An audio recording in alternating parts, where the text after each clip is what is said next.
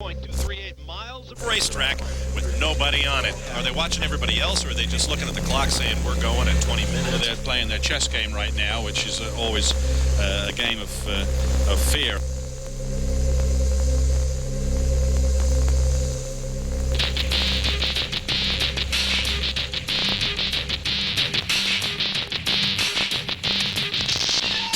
I think you try to get two quality runs in the last 35 minutes of the run. So you've got to wait till the conditions are at their best, which is going to be at the end of the session when there is more rubber on the track, so the track is going to be quicker. The players are the stars of Champ Car. The question, who will be first to blink? The name of the game is qualifying. The setting, Exhibition Place in Toronto.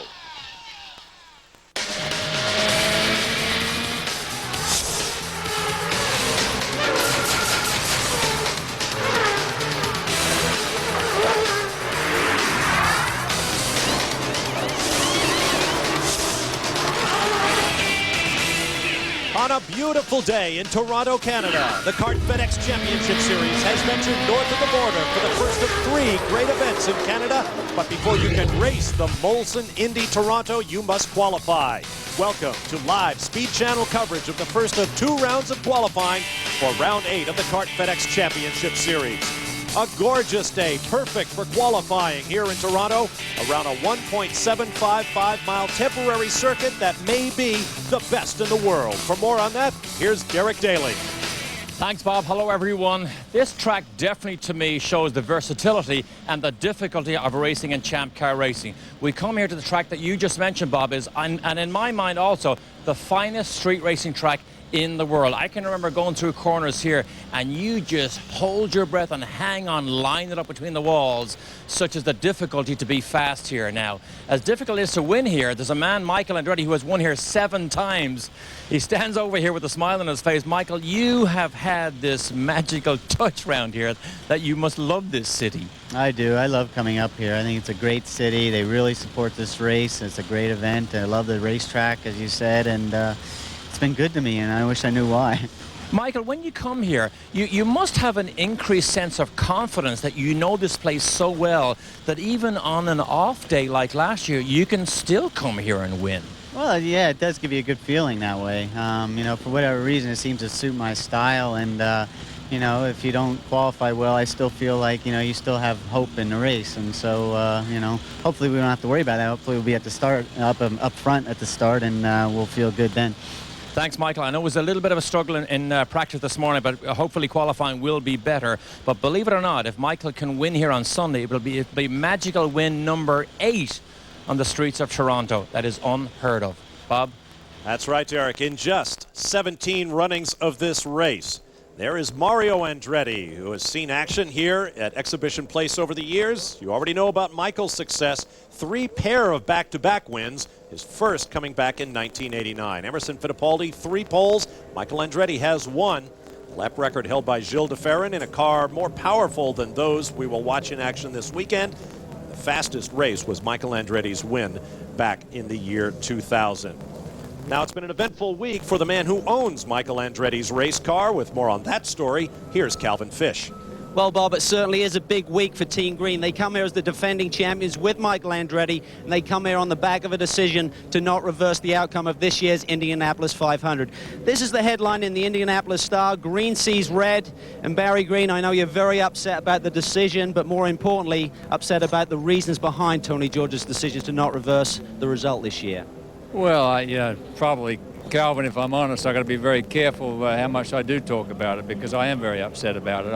I really feel sad, really, for open wheel racing in this country, the way it all came down. But you know, we're here in Toronto this weekend, and maybe we can make amends. Michael drove a great race here to come from the back to the front, and Paul and Dario are both very happy with their cars this morning. Got to pick up a couple more tenths, but I think they can do that. You know, Dario's fast around here, and when Dario sees that he's got a reasonable car, Dario makes things happen. And Paul, you know, he's bitter over the Indy outcome as well. You know, he drove a great race on that day, goes to Milwaukee the next weekend and wins up there, you know, and he's driving the best I've seen him drive. You know, we've let him down a little bit on the team side. a couple of bad pit stops here and there, but we know that. We face up to that. We talk about it. We think he's driving great. We're looking for big things here this weekend in Toronto. One more question on the 500, Barry. The fact that you are not a full-time IRL entrant and Penske is, Paul crossed the line after 200 laps in first place, and really the onus was then put on you to reverse that decision. Do you think it would have been differently if the roles had been reversed? Well, maybe that's what we should have focused on, you know, because if you look at timing and scoring, we did finish in first place, and we were no penalties were imposed on us, and we were not asked to get back in line behind 3. We did cross the line in first place. I think other people should look at this and FIA, you know, I mean, it's wrong, and maybe that's what we should have focused on. But I think the big problem here is that I'm not sure that the IRL people even understand their rule book. And believe me, Calvin, that makes it hard on the teams.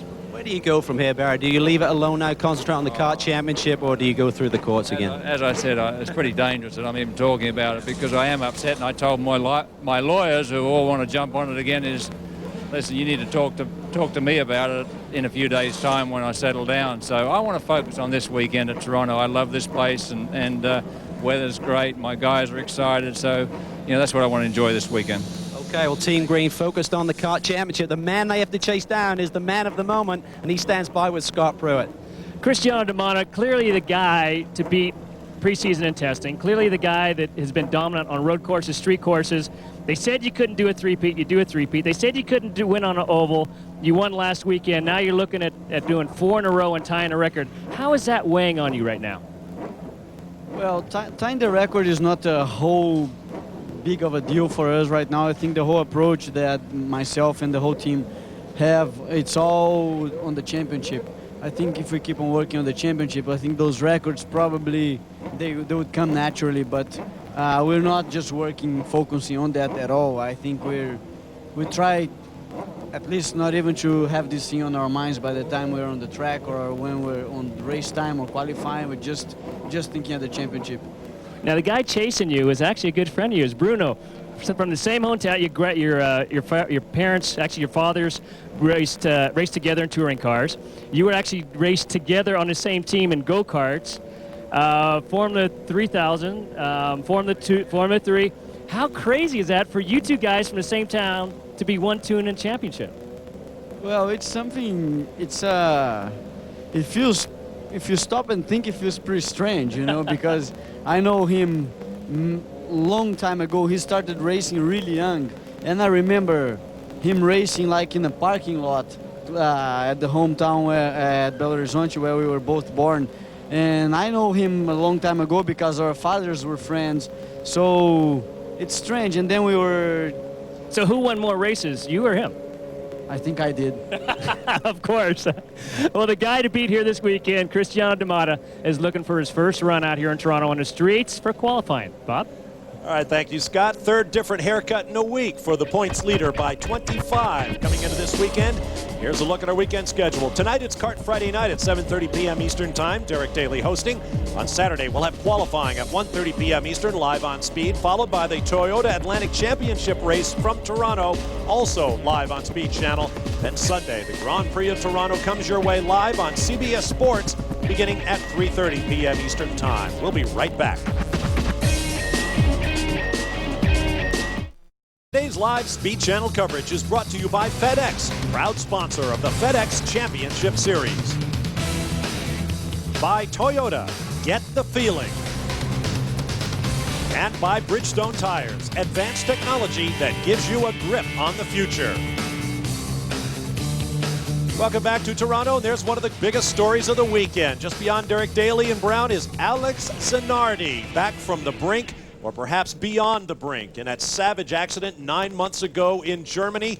He's making his first trip to North America since his miraculous recovery. Tonight at 9:30 p.m. Eastern Time here on Speed Channel, you'll hear the interview I did with Dario a couple of weeks ago in Monaco. For right now, however, I'm Bob Varsha with Tommy Kendall. Here's a look at this morning's practice times, topped by Kenny Brack and Cristiano D'Amata. But if you look at his less than 1/100th of a second difference, so Cristiano and Kenny picking up right where they left off at Laguna Seca and Portland in qualifying. Christian also very quick, both cars in the top 5. And then also I'm starting to see Dario Franchitti and Paul Tracy, Team Cool Green, starting to come to grips with those Lolas. Dario very, very quick here in Toronto, on pole in 98 and 99. Could have easily won both years, won in 99. Speaking of Dario, of course, that's Alex Zanardi. I'm thinking too far into the program. I'll have more on Dario and more on Alex in a moment.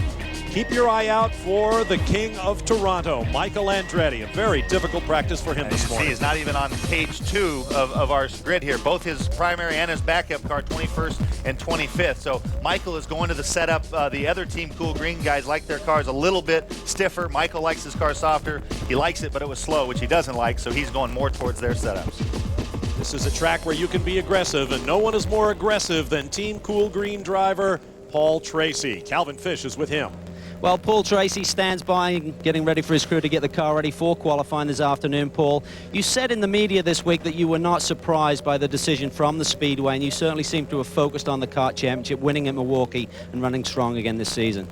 Yeah, I mean, you know, I'm disappointed by the decision because I know that on the track we won the race, and I beat the yellow flag, and we beat the yellow light system in the cars because we have video evidence to show that. We have video evidence to show that I beat the yellow light, but we didn't win the political race that makes really open wheel racing pretty sad for the fans and everybody involved, because when racing comes down to politics, it's not a race anymore. So that's the most disappointing thing, I think, not only for everybody on this team, but I think the fans as well. You seem to have moved on. You seem comfortable running in this championship, and you come to your hometown now, Toronto. Any extra pressure with all the fans here? I mean, it's a great crowd here for a Friday even. No, it's a great crowd.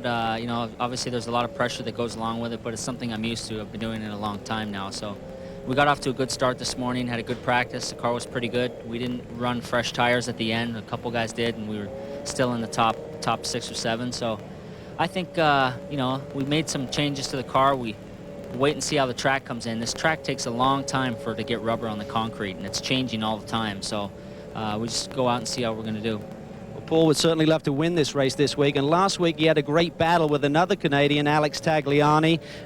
Paul made a nice move around the outside of his teammate Dario Franchitti. Tight racing there at Chicago, was going around the outside of Tagliani, and touched wheels, close racing. Paul, give us your perspective on it and what happened there at Chicago. Really, the only opportunity to pass was really on the start and on the restarts, and it looked like Alex made a mistake on the restart, kind of held up Dario, and that gave me a run past Dario when the green came out, and then I tag moved over to block the move, and I went to the outside of him and was passing him on the outside, and I think he went in a little deeper than he had been going, and came up the track a little bit and touched my rear tire, and we both spun around. So that kind of effectively ended our day, but we were able to, you know, get going again and finish 9th. So we got some points, but again, it's another race where we were really strong, but didn't get what we should have got out of it. Well, another team that are looking for a break is the Players team, and Alex Tagliani was involved in that incident. He stands by with Scott Pruitt. Alex, talking a little bit with Paul Tracy, getting his side, your side, what happened last week. It looks like you kind of got boxed in there for a minute.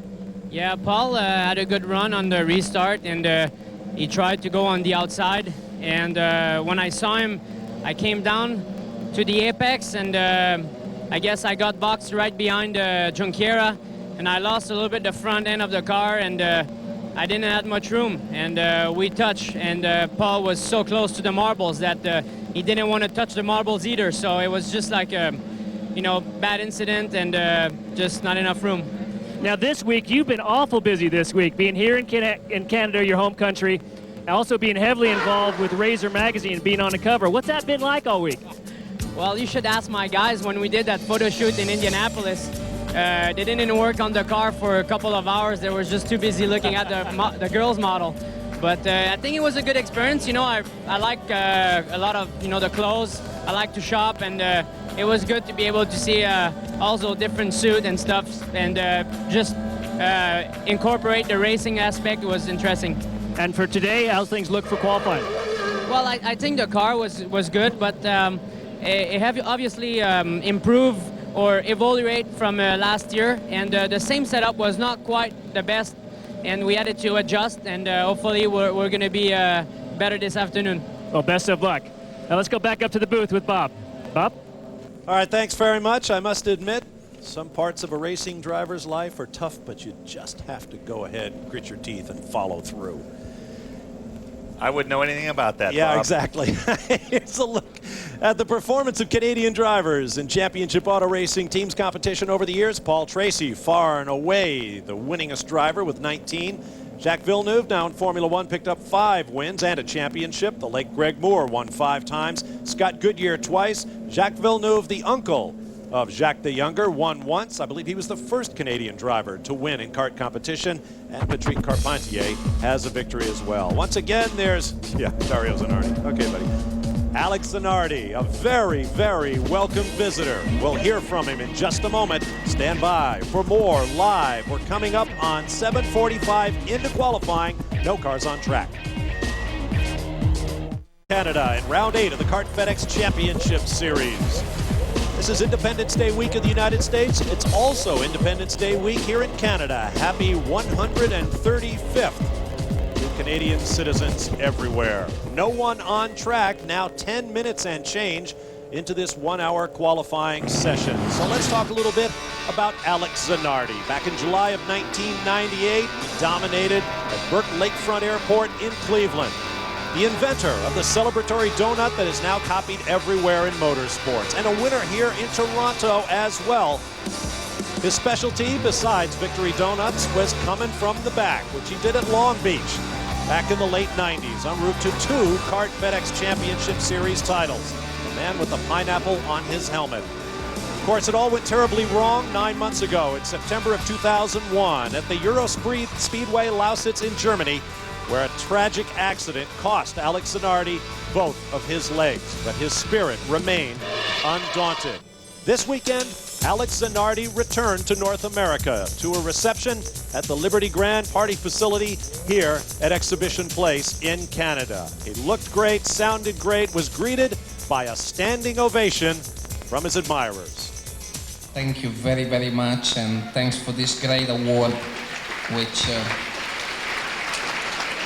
is very important because has the name of somebody that was not only a great driver, but was also a very close friend to me. So thank you very, very much. That award was the Greg Moore Achievement Award, given this year to Alex Zanardi. Derek Daly is with him. And Bob, there is no more heartwarming sight in Toronto today than to see Alex Zanardi standing in the pit lane, surrounded by so many almost family, Alex. So, I mean, how good must it feel to have this motorsports family so supportive around you today? It's great, but I tell you, it was even greater to feel it when I needed the most a few months ago. I had obviously a very hard period of my life, and I always said that I felt love in America, but throughout these terrible circumstances, I felt much, much more than loved, and so it's my pleasure today to be here. I've seen a lot of people smiling to me and really being sincerely happy to see me, but it is my pleasure to be here.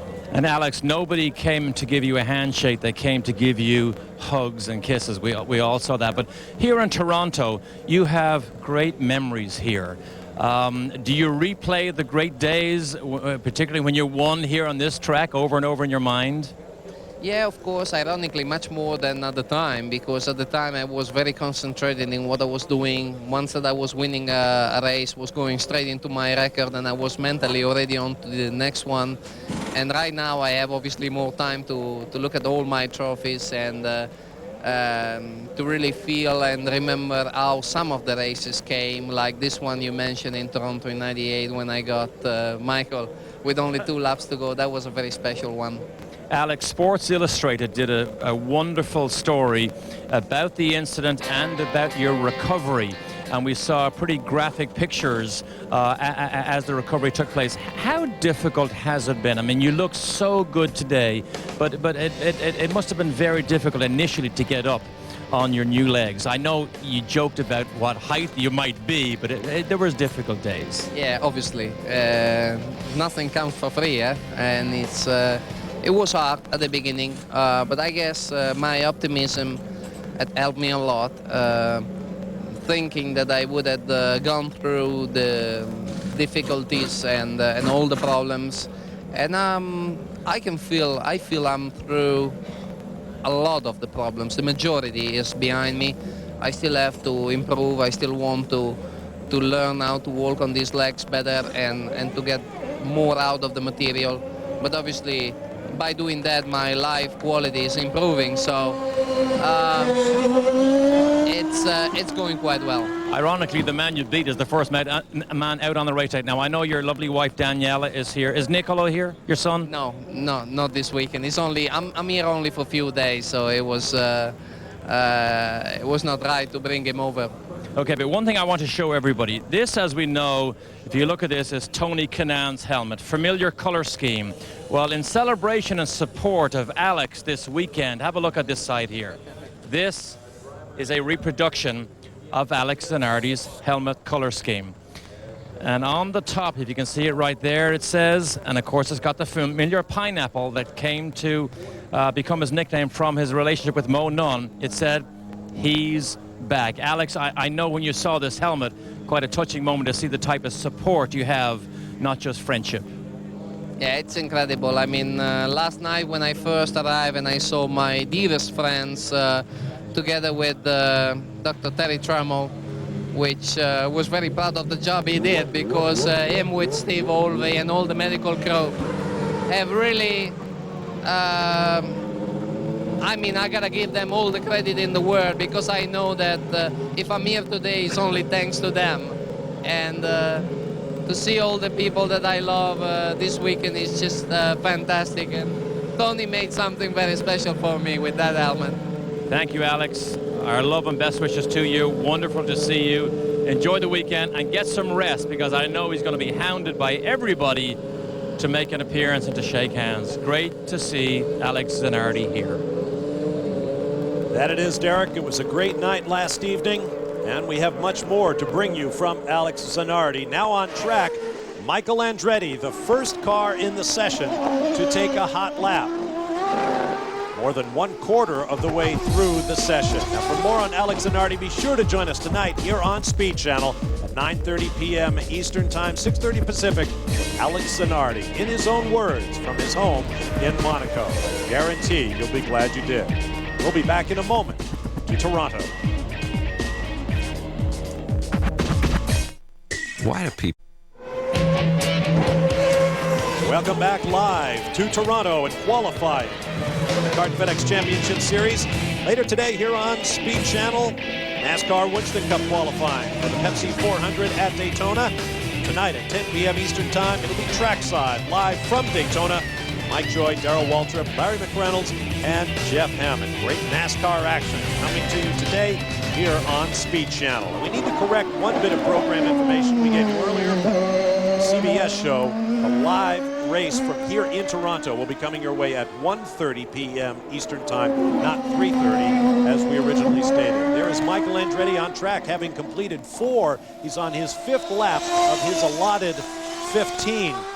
And he remains the only driver to have posted any time at all thus far. And that time, the 59.778, would have put him P3 this morning. We've already stated this track gets better and better, but we've always wondered why no one goes out early in the session. We have a guy. We'll see how that strategy plays out.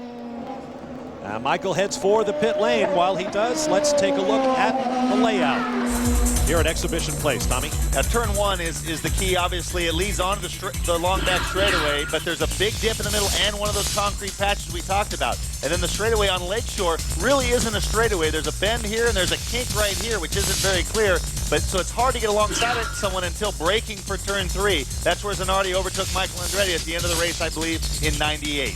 Then after the apex, you have concrete and then asphalt. This is a good look at that. Not only are they different grip levels, it's not a totally smooth transition. You come up the hill, you go through it. This corner right here is sharper than it looks, then into the turn 6, 7, 8 complex. This is the turn in for turn 8.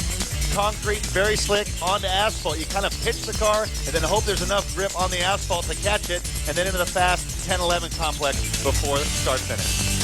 And that track is a bit of a question mark right now. Following an earlier support race session, Repairs were made in turn 8, a right turn on the driver's right, which would indicate on the racing line, and turn 9, driver's left, also on the racing line, before heading back into the amphitheater on the start-finish straightaway. There is Adrian Fernandez. While he comes up to speed, Derek Daly has more. Bob, I just wanted to expand a little bit on the versatility and difficulty that I mentioned earlier in my on-camera. Remember, 2 races ago, we were on the wide open spaces of Portland, natural terrain road course. We completely change everything, go to the oval track of Chicago. Then completely different again is the street racing setup and in fact frame of mind to be successful here.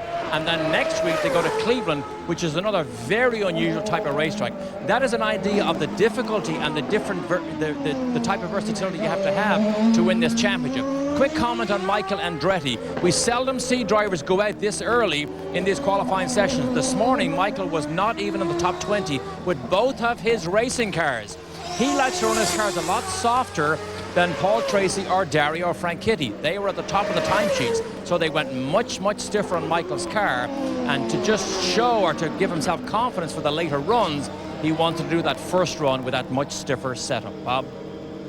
All right, thanks, Derek. Adrian Fernandez has slowed. Meanwhile, there is Kenny Brack sitting in his pit stand, obviously in no hurry to go out. Scott Pruitt is there. Kenny, we talk about what happened last week in a pretty optimistic move going down into turn 1. But as we were discussing earlier, because the competition is so close, what were you thinking? Well, it was a little optimistic maybe looking at it, afterwards. But first of all, when you qualify back there, you got to make moves in the start because once the race is underway, you're stuck because, that's our racing on 1 mile ovals right now.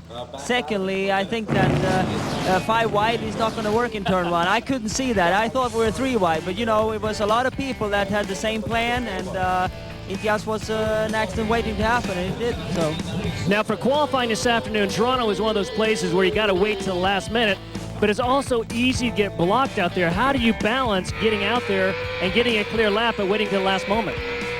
Well, that's a balance, it's difficult and it involves a little bit of luck and everything, but all the people here, drivers are good getting out of the way, but this track is very tight, so even if you try getting out of the way, I think still we have some problems here with blocking or getting blocked without nobody really wanting to do it, but just hope that it doesn't happen to you. Thanks, Kenny. Now let's go down to the other in the middle of that mess. Jimmy Vasser with Calvin Fish. Calvin? Well, Scott, Jimmy is getting ready in the shell car to go out for this qualifying session. As Derek said, guys getting ready a little bit earlier. There's been suffering from traffic problems late in this qualifying session. Jimmy's pretty happy with the car's balance, but electrical problems this morning did slow him down. He said the traction control wasn't working. He had a top 10 car this morning. He's looking for a lot better in the qualifying session. But this young lady, Danica Patrick, is now under the Team Rahal wing. She's going to be doing 5 of the last 6 Barber Dodge races this year before a full season of Atlantic next year. Welcome to the kart series. Thanks a lot. I'm really happy to be part of this kart ladder system. It's a good program, Barber Dodge. I mean, they're already teaching me a lot, let alone the tracks and giving me that opportunity, but they're teaching me about the car and the suspension and the wings, and it's stuff that, I mean, I've never raced a wing car before, so I'm learning a street course, wings, you name it, they're giving it to me, so it's a really good opportunity. Well, a baptism of fire here this weekend, driving an open wheel car on a very unforgiving racetrack here in Toronto. Guys? Well, she's already beaten Tommy Kendall once this year, so that hurdle has been cleared. So she's got to be one of the best on earth, right? Transitive property of equality they learned in geometry would apply, I think. Yeah, right. Well, I didn't learn it, so I ain't buying it. This is Mario Dominguez, who is now the quickest driver on the racetrack at 59.719 seconds. There is Adrian Fernandez, currently third. Michael Andretti is second. And Kiwi Scott Dixon has just taken to the track in his Target Chip Ganassi Racing Lola. And you saw Adrian when he hit the concrete patch there in turn 5. It showed what we've been talking about. The concrete is very, very low grip, especially at this point in the weekend. And the car just skates sideways. I remember when I raced here in '94 in the Trans Am car, you'd throw it into the corner, you'd hit that concrete, it would feel like somebody slid a dolly under your car. The car would just move sideways, and that gets better and better as the week goes along. But watch that, there's concrete in turn 1, 3, 5, and 8. 18 drivers in the field, only 3 have used as many as 1 of their allotted 15 laps, and there are less than 35 minutes to go in the session. Things are about to pick up.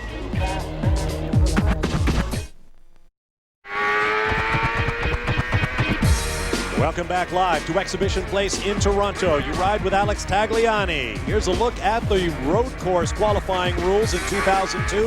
All the cars on track. There are currently 8 on track. We're guaranteed 45 green flag minutes, 15 green flag laps per driver, and not one beyond that.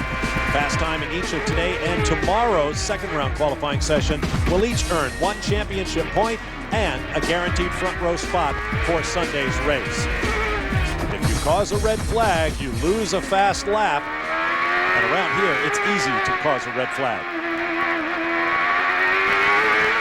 Here's a look at the top 5 as they stand. Well, make a change. Paul Tracy just jumps to the top, bumping Scott Dixon, followed by Adrian Fernandez, Mario Dominguez, Michael Andretti, and Patrick Carpentier has now been bumped to 7th by Tora Takagi. Make that 8th, Michel Jourdain, as the timesheets continue to tumble. There is Paul Tracy. You can rip up this morning's times and throw them out, because Paul Tracy has run a 59.1. The quickest time this morning, 59.6. So a full half second under that. You see a lot of the guys venturing out earlier to at least get 1 clear run. And this is a thing that I know Scott can talk about. We'll go to him in a second.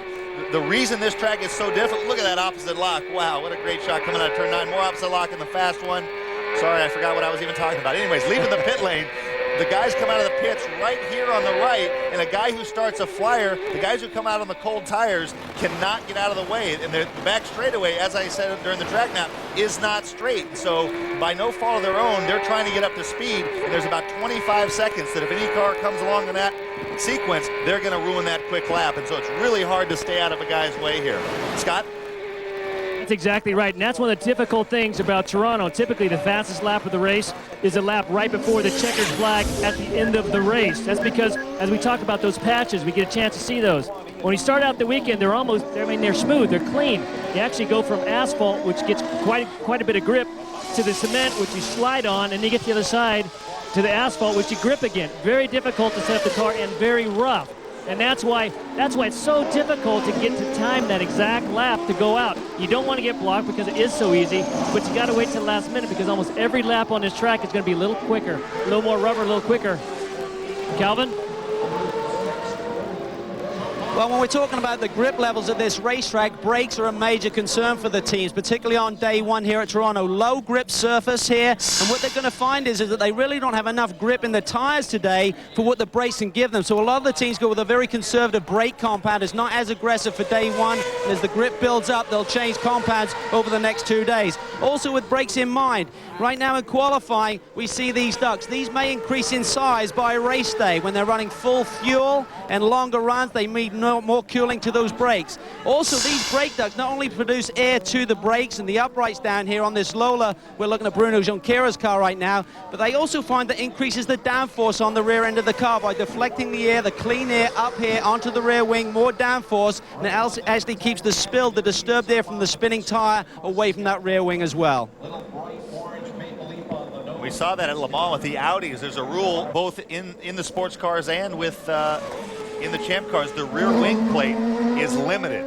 And so they've basically, what Audi did is they extended the bodywork up close to the wing. They're doing the same thing there with the brake duct, like Calvin said, and it's acting like an extended fence on the rear wing. Controlling that flow of air over the back of the car that's so important to the ground-hugging production of downforce.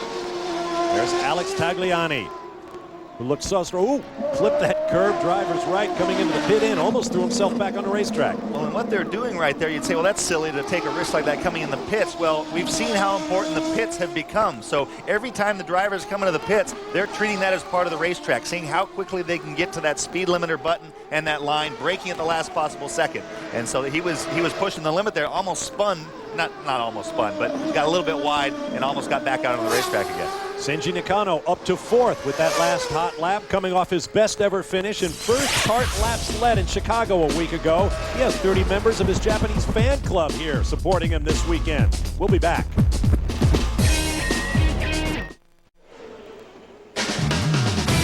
Today's live Speed Channel coverage is brought to you by FedEx, proud sponsor of the FedEx Championship Series.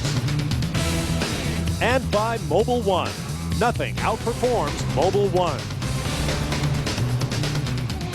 Welcome back live to preliminary qualifying for this weekend's Kart Champ Car Round 8. Exhibition place in Toronto, Canada.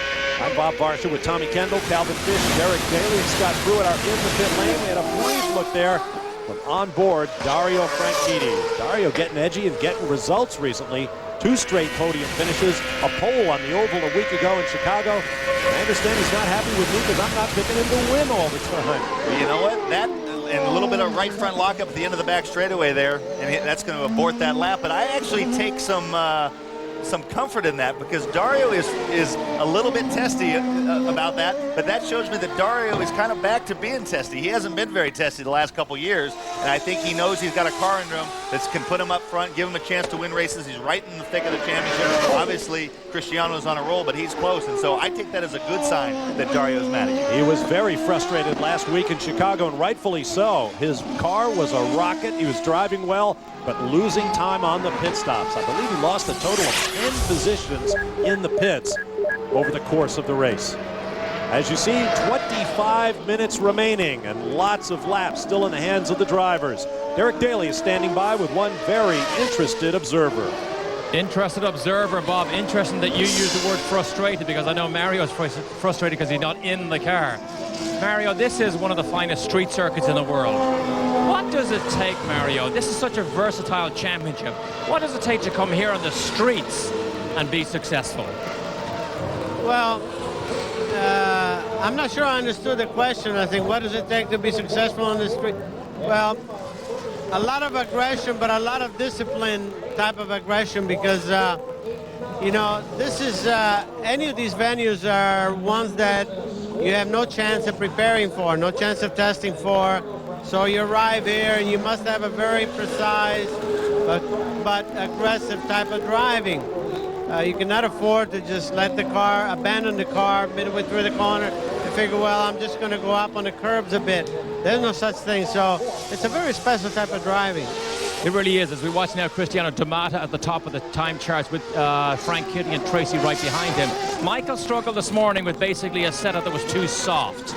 Do you have to have almost a go-kart stiff type setup, Mario, to be able to duck and dive on these tight corners? Well, the cars are, obviously the tires are so good, and you have to have something to support the car, but you know, it's not as simple as that. You know, if you say, okay, I'll make it like a go-kart, it'll be fine. I'd say the trend is towards being stiffer than what perhaps it used to be, but still you have to find a balance. You still have to find a sweet spot for these cars. And then you're in, you know, but again, it's so tight, it's so close that sometimes it's quite elusive. And then you're in, he says, and of course he knows he's in Canada. He's got the Canadian flag over here and the Canadian Mounted Police over here. Good support of Canada, Mario. Thank you. All right, thank you, Derek. Good to see Mario at the racetrack. At the top of the time charts, Cristiano Domata, Tommy Kendall, he took all of 3 laps to go right to the top. And he pulled 0.6 off of Dario's time, 58.4 to Dario's 59.0. So that is a serious number. This is Townsend Bell leading the Jim Truman Rookie of the Year standings, taking it right out to that concrete wall. And we don't have to talk about how Cristiano's been hooked up, but Dario's style tends to lend itself to this circuit. And what that means with these concrete patches, the minimum speed of these corners generally is right smack dab in the middle. So the corner entry is very, very important. There's also a lot of these corners also have a big dip at the apex, turn 1 and turn 5. Again, that lines up very well with Dario's style. You saw him charging at the end of the straightaway, locking up the brakes, but that's also why he's fast. Calvin Fish. Well, I can add on Dario Franchitti a little bit. I was talking to Bruce Ashmore from Players Team this morning. He said this racetrack is ideal for Dario. He says with the concrete patches, you can't make the car pick up grip there. You just have to deal with it. It's almost like a little river running through the middle of the corner. He said Dario just slides the car through the concrete and then puts the power down. He said we talked to our drivers coming here to do the same thing, but when we look at the telemetry, they're trying to get on the power too early and consequently having struggles over those concrete patches. There is Dario Franchitti. Looks like they're making some adjustments for driver comfort as well as working on the engine. Kenny Breck has just hit the track, the 18th and final driver. We'll be back to see how he's doing.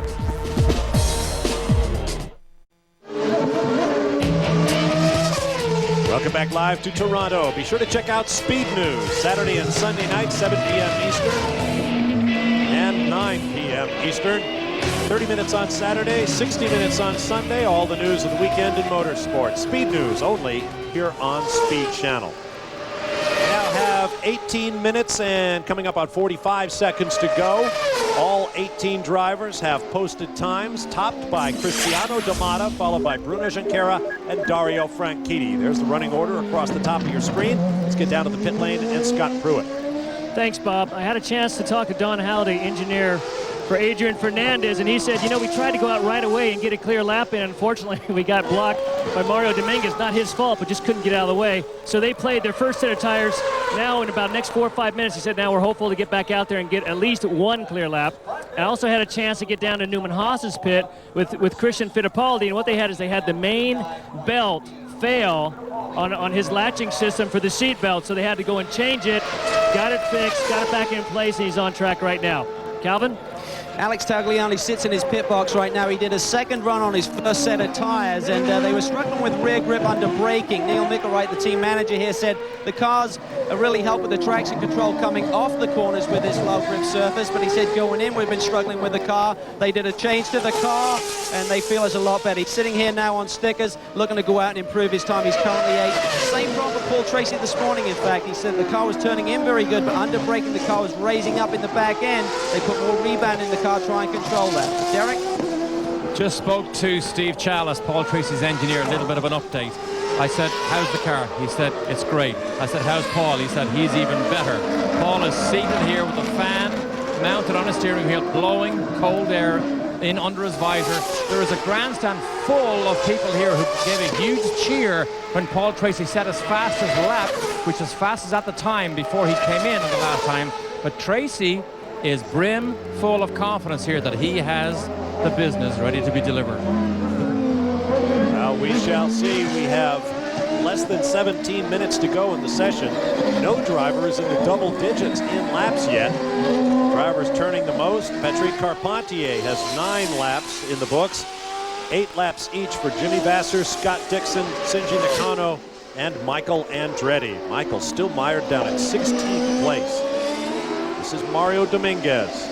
Aside from Townsend Bell, the only other rookie in the Kart FedEx Championship Series this year. Sweeping onto the start-finish straightaway here at Exhibition Place. He's currently shown in 15th place. Just 1 spot ahead of Michael Andretti. Derek Daly has more.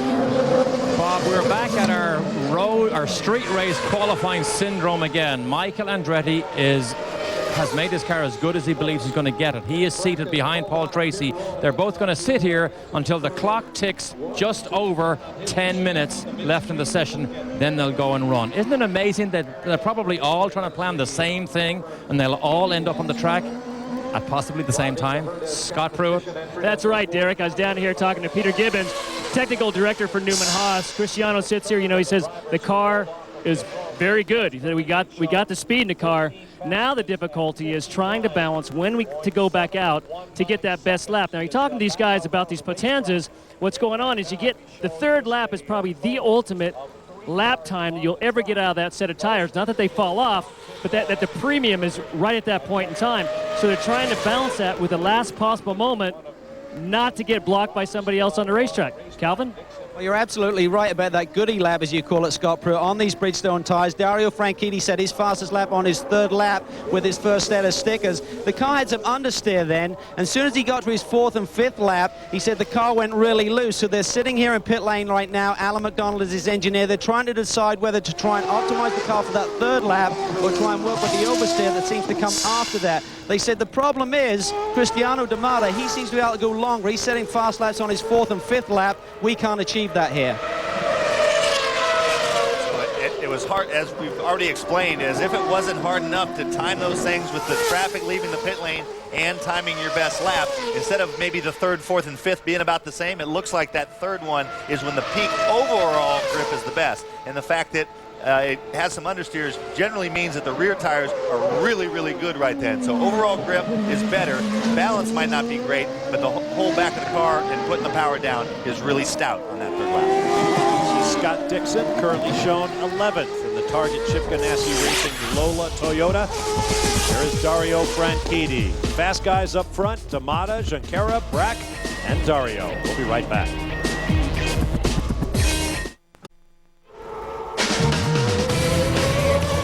Welcome back to Friday, first qualifying for round 8 of the Kart FedEx Championship Series, the Molson Indy Toronto.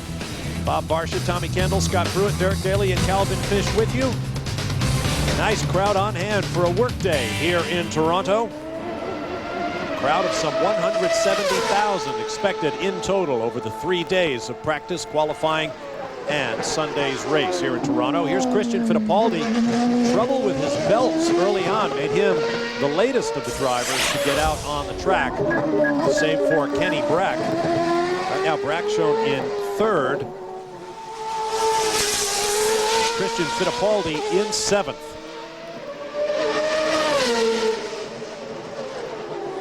Four cars on track, in addition to Christian. Michel Jourdain, Mario Dominguez, and Tora Takagi are on track. See their current position across the top of your screen.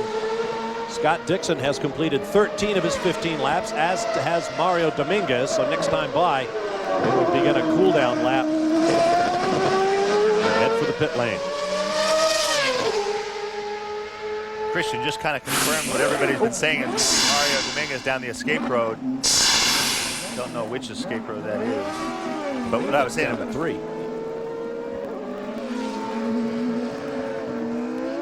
But what I was going to say with Christian is his last lap was a 59.18, not as fast as a 59.12, but the Newman Haas's cars are, it looks like, able to get him. He lost it under braking for 3, just noses the right front in there. He was getting close to the end of his laps anyways. That was his 14th and final lap. So, just a tad inelegant. Bent the suspension, left some debris on the racetrack. It'll have to be a local yellow. We have coming up on 10 minutes to go in the session. No yellow flag from the flag stand. There is Christian Fittipaldi. Calvin Fish. Well, Bruno Junqueira sits here in pit lane. He's been the man in qualifying this year, Bob. His average is 3.86 as his qualifying position, best in the series. Made a big charge from this morning's practice sheets. He's up to 2nd place in the runs this afternoon. And I just spoke to Bill Pappas, his engineer. He said, yeah, the 3rd lap is definitely the optimum lap on these Bridgestone tires here in Toronto. He said we have a little bit of low-speed understeer. We've made a diff change, which effectively takes a little bit of grip out of the back of the car, trying to balance it here. They think Bruno has a little bit of time left in it. If he has a little bit of time, approximately 3/10, that's all he'll need to surpass Cristiano Tamada for provisional pole position. Championship bonus point and guaranteed front row position in Sunday's race that come with it. Talking about that diff change, hey Scott, what are the different adjustments they can do on the diff, and explain how those affect the car dynamically? The biggest thing they do is they can adjust plates in the rear to add more pressure or to take away pressure. Adding pressure actually tightens the car up. When you get off throttle, the diff is tight. It doesn't open up as quick, which means freeing up the rear end. And a track like this, typically, I remember coming here a number of times, we actually did diff changes from session to session. Recently, they've developed a new system where you can actually go in there and just tighten or loosen a bolt on the adjustment in the back. But certainly, that's a big adjustment for both entry and exit on all these turns. Explain why that affects it. It acts like a clutch, and it determines how much the inside slips versus the outside wheel. And so the tighter that pack is, the closer that those two wheels are turning at the same speed. And when the diff's completely open, the car really wants to turn quickly, and it puts maybe the power down better. But the trade-off is, if you get it too tight, the front of the car will not want to turn. Christian Fittipaldi improved 1 spot to 6th on the provisional grid. This is Michel Jourdain Jr., the only driver to finish in the top 10 in each of the 7 rounds coming into the weekend. Nice slide through his 3 and 4. On board now with Dario Franchitti, currently in 4th. We have less than 8 minutes to go in the session right now. And Franchitti, with only 7 laps in the book of his allotted 15. All the cars are streaming out onto the track behind Dario. Dario is probably the first one to go. Hopefully, all of them will be out of the pit lane and up to speed before he gets around to take the green flag for the start of his 3rd lap. And before they do that, let's get quickly to Scott Pruitt. Down here in Ray Hall's pit, and if you get a chance to look at this screen up here, you can see numbers going around it. Those are cars on track as we speak. Now, I'm going to jump in here, at least try and jump in here with Mark Johnson. He's talking, Jimmy just went onto the racetrack right now, so he may not have time to talk, but what they're trying to do, it's premium to try and get that clear lap. So what they're doing is looking, as you can see him pointing up at the screen right now, trying to tell Jimmy, okay, Jimmy, back off a little bit. There's an open lane. So this is a critical tool on trying to get that ultimate lap in, which we're talking about, that number 3 lap without getting blocked. Bob? There you see Dario Franchitti, currently in 4th. And Dario has just started his 2nd lap, so when he gets around to start-finish, he will be starting that flyer, that magic lap that he hopes. So now he's looking for a clear spot. He's got the heat in the tires, and he's looking for what he can do. You see the time remaining in the session, coming up on 6 minutes, 30 seconds. See him slowing down, making sure he has plenty of distance. His crew might be talking to him about cars that are maybe coming out of the pits right now, so he's got plenty of room behind him. There he is at the top of your screen. D'Amata is still on the end of his first outlap, so he's trying to give himself enough of a gap so he can get through turn 1 and onto the back straight before he catches Cristiano. Calvin? Well, Dario Franchitti, we talked about them deliberating whether to try and optimize that 3rd lap or go for the 4th and 5th lap. I believe they've gone for the longer run. He's got many laps in the bank, so to speak, and they went for more traction. He said the car was getting loose on the 4th and 5th lap, so looking to stay out and maybe extend this run over 3 laps.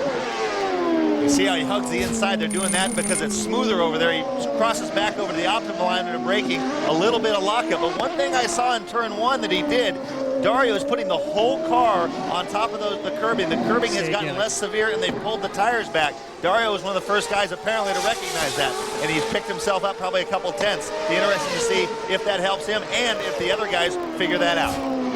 Oh, trying hard, locking up the right front, sawing away at that steering wheel, closing up a bit on D'Amata, who admittedly is not up to top speed just yet. In fact, D'Amata's crew has just told him he is in the best possible spot on the track, with the fast guys behind him rather than in front of him.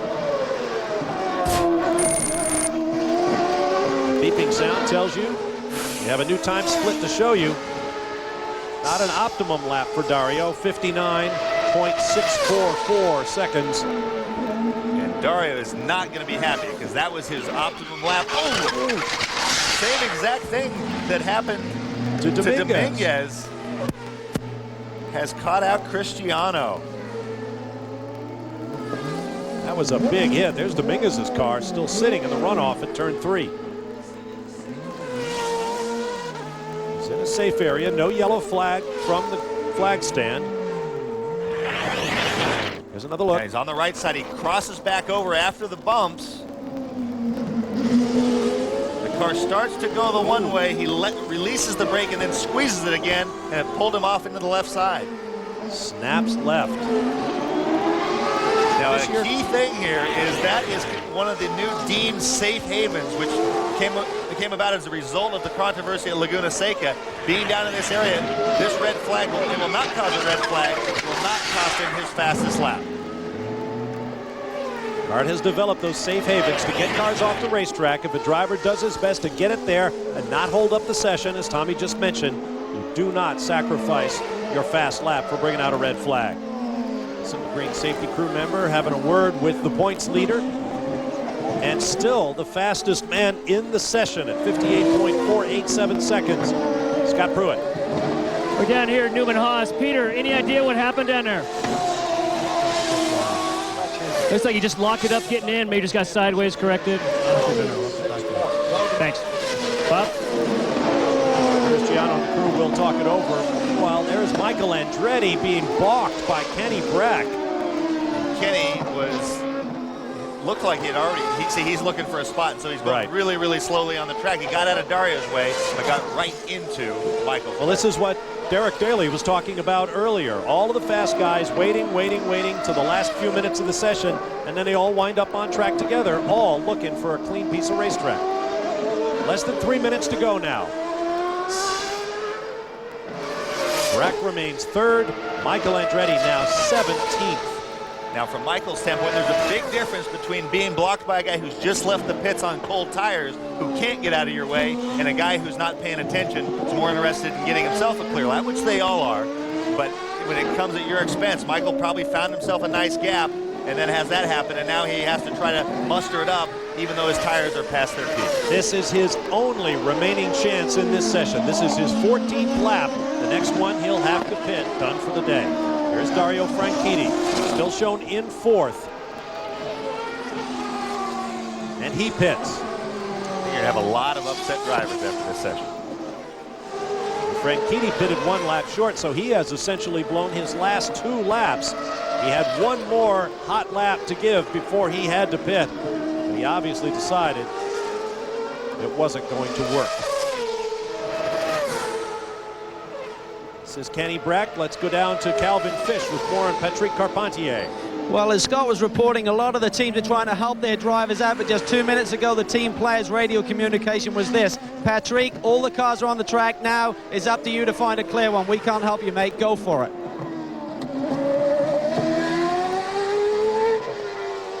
Kenny Brack working the S section. There is now D'Amata, Junqueira, Brack, Franchitti, Dixon, Fittipaldi, Jimmy Vasser now 7th. Paul Tracy down to 8th, followed by Patrick Carpentier and Tony Kanaan. This is a good one for Brack. Let's get back to Scott Pruitt. Calvin, I know you were mentioning about the team calling in. I've been out there on the track. They have called in and said, well, it's up to you now. Well, I mean, as drivers, we're blind out there. We can see a corner ahead and a corner behind. We don't know where we are on the racetrack as far as traffic is concerned. So when the guys say that, it becomes, I mean, that's almost an impossibility. We really rely on our teams to help us pick that point because they can see so much better than we can as drivers. Bob? Now, Scott, that explains a lot of our battles. I didn't know you were blind. On board with Paul Tracy. Let's watch and listen.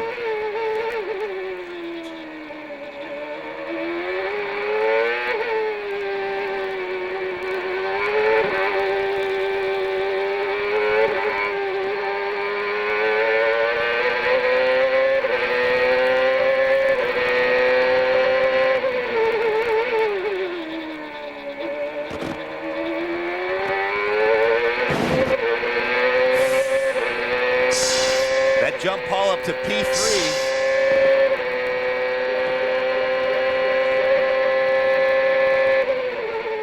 Turn 3's at the end of this straightaway. There it is.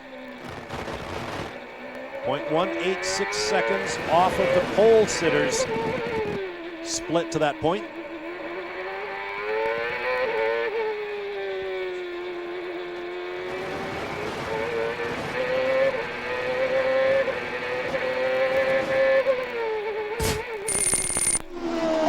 Losing a little bit of time to turn 7.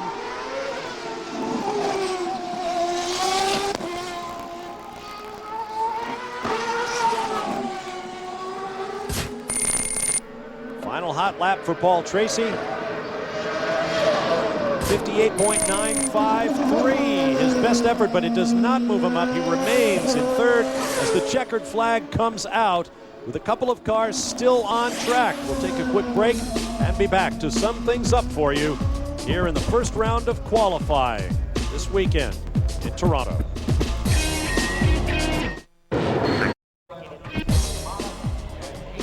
Welcome back to live qualifying here on Speed Channel. Paul Tracy has huge support here right behind him in this grandstand. Paul, that was a great run. It looked really good, and everybody in the grandstand here loved it. No, it was a good run. I mean, I got blocked on my quick lap, and I had to abort it. And then I put 2 together after that a couple laps later. So pretty happy with that. It's our first street course with a Lola, so we're learning. Car's getting better, so I think we can improve it tomorrow because we just scratched the surface now in terms of setup. Paul, you were born and raised just down the street here. Feel good to be home? Yeah, I mean, I've had a lot of attention from the fans and a lot of support, so I'm very happy with how the weekend's going so far, and hopefully we can do a little bit better tomorrow. Thanks, Paul. Great run. Calvin? Well, Bruno Junqueira put in another great qualifying performance, talking to his team right here. We'll try and jump in. Bruno, on the front row. I know you're still a little frustrated, though. You want to be on the pole. Yeah, Cristiano is fast, but he's still not quite there. We tried a big change for the second set and didn't improve. That was not good. I thought if we could improve for the second set, we could be fighting for the pole, but let's work harder, try to beat this young guy. Okay, well, the pole's important, the extra point. Talk about the physical fact, though, Bruno. Tough weekend in Chicago with the heat. 112 laps here on Sunday. How effective is that going to be on the driver's performance? It's going to be really difficult. Last year was 95 laps. I don't know where they came from with this number of 112 laps. That's too much. Chicago just had dehydrate. I wasn't tired, but dehydrate. I raced hard into the last lap, but then when you get out of the car, your pressure just came down. But I'm going to be fine. All right, mate. Good luck on Sunday and tomorrow for second round qualifying. Let's get up to Bob. All right, thanks, Calvin. No question. Bruno Junqueira is coming. The question is, can he catch this guy, Cristiano Damata, back after running off on his 8th lap? We'll take a break and hear from him when we return for more live coverage of qualifying for the Art Grand Prix of Toronto. Stay with us.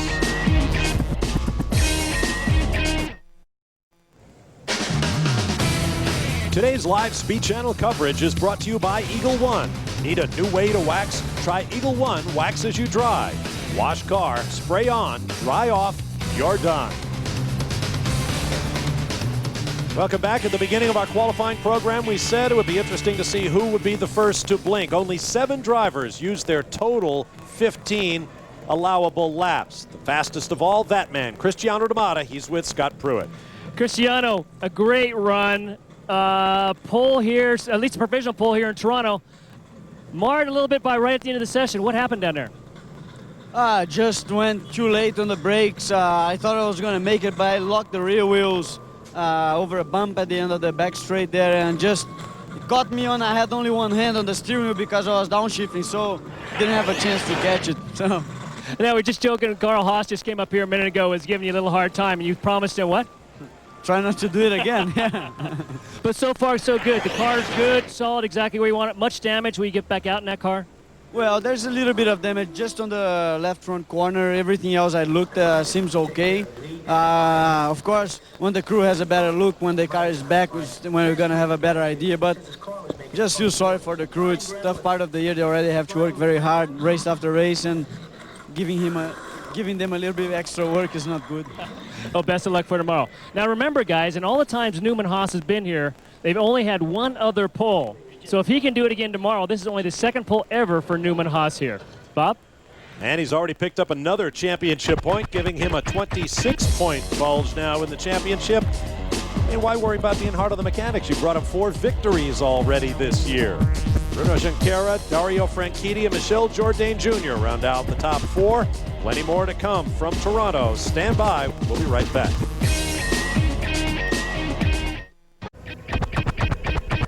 Welcome back to Molson Indy Weekend in Toronto. It's also British Grand Prix Weekend at Silverstone. And of course, Speed Channel is your home for Formula One.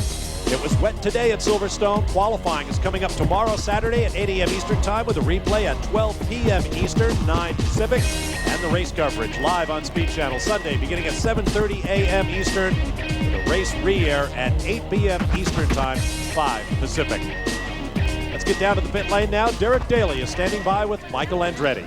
In fact, with his biggest fan, this is Brandon Couverne, who one day wants to emulate Michael, and he's very happy to sit beside him here, but Michael is not too happy. Mikey, not good? No, I got blocked on my quickest lap, which would have put me like 13th, but big deal. We're still a long way off. Balance just isn't right. Losing this morning really hurt us, so we gotta go see what the other two are doing and see if we can learn something. So, Michael, do you literally go and watch what Paul did and Dario did and try and see what their setup has that might help you tomorrow? Oh, yeah, definitely. You know, we're going to definitely look at what they tried, what they did, and what their problems are and what they did to fix them. And so, you know, hopefully we can help us out by doing it. You're good from the back, but you'd be rather closer to the front. Yeah, I don't want to be back here. Thanks, Michael. Calvin? Dario, Michael says he struggled with the setup. He's going to come and see what you had. How was your car? I'm going to go see what Paul had. Yeah, the car wasn't bad. We didn't get in a rhythm on that second set of tyres. And I did get a good lap in. Fernandez got in the way, but we're not too far away. All right, mate. Good luck tomorrow. Thanks, Calvin. Dario Franchitti currently in 5th spot. But we have another round of qualifying coming up tomorrow live here on Speed Channel. We'll be back to Toronto in a moment.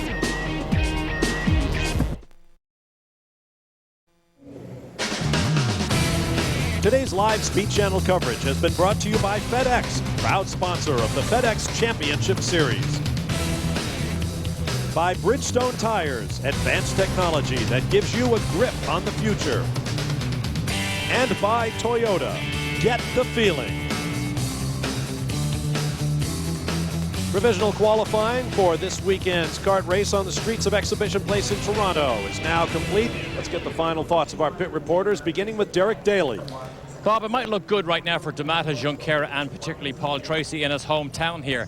But from now till early into the evening, these teams are going to be deep in conversation and deep in thought how to get speed from these cars that towards the back of the grid. And I think you heard in the frustration in Michael's voice that it is tough to find speed sometimes, Calvin. Derek, I think when Cristiano DeMata lays down a lap like he did, I think it throws everyone else off their stride. Instead of looking for a tenth or two, they go for big chunks. We saw some guys make mistakes on their second run with their setup changes. Scott Pruitt. I love the city. Toronto, how beautiful is this? The thing is, today doesn't make any difference for tomorrow. These guys have got the nice, shiny bullet in for Friday. They fired it, but things are going to change tomorrow. The track is going to be significantly faster tomorrow, so these guys are going to do a lot of hard work tonight. Bob? Thanks, Scott. It's worth noting Cristiano DeMata was on provisional pole at Long Beach, got bumped in second round qualifying by eventual pole sitter Jimmy Vasser. Final thoughts, Tommy Kendall? Well, that's one of the few human moments that Cristiano's had, but the thing that excites me, Paul Tracy, P3, if he can hold on that in tomorrow's session, I will renounce my American citizenship. I want to be in the grandstand on Sunday rooting on PT. There you see the rest of our weekend schedule. Be sure to join us tonight for Kart Friday night. And don't forget, Alex Zanardi in his own words, tonight at 9:30 p.m. Eastern Time here on Speed Channel. I'm Bob Varsha for Tommy Kendall, Scott Pruitt, Derek Daly, and Calvin Fish. Thanks for being with us on a beautiful day here in Toronto. Tomorrow will be every bit as good, so join us then. So long for now from Exhibition Place in Toronto, Canada. Family 1-2.